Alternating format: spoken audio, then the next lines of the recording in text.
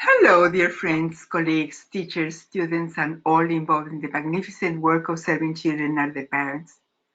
As this year comes to an end and a new year brings us hope and good energy, I want to wish you a very happy holiday season and a wonderful, productive, and peaceful new year.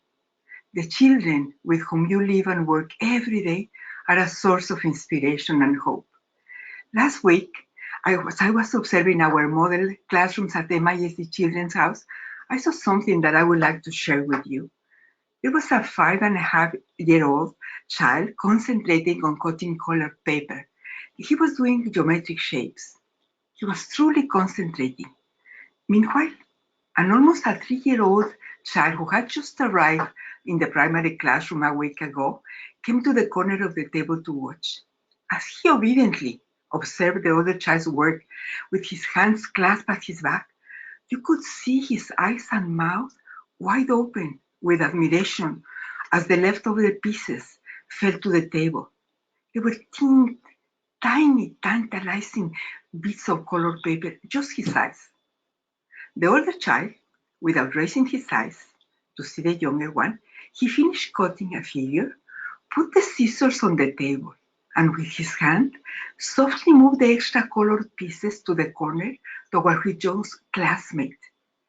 Here, he said, you can sort this by color.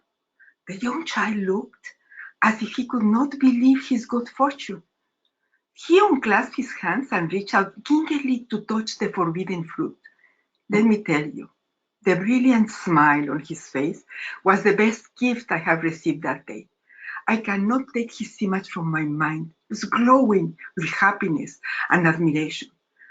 This was an example of pure love and empathy, not the kind that results in the pinching of cheeks or high-pitched cooing, but the sort of Montessori love that adults are trained to model in the classroom, in which children are deeply understood and then offer work that gratifies mind and spirit.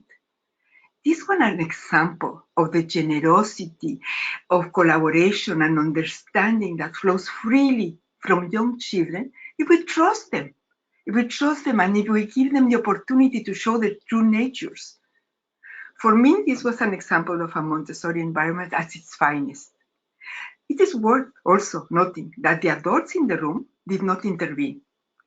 Even as the young child could be seen breathing, like heavily, salivating, straining to keep his body from touching the table, and then as his small trembling hands reached out to sort the colored pieces in the corner, these adults were well aware of their duty to protect the concentration of the other child at work. They were aware about that, but they also understood the philosophy behind the rule and had the wisdom to know that in order for rules to work, they must sometimes be broken. They were respectful. They did not intervene in a magic. It was a magic moment of understanding, of empathy, of love.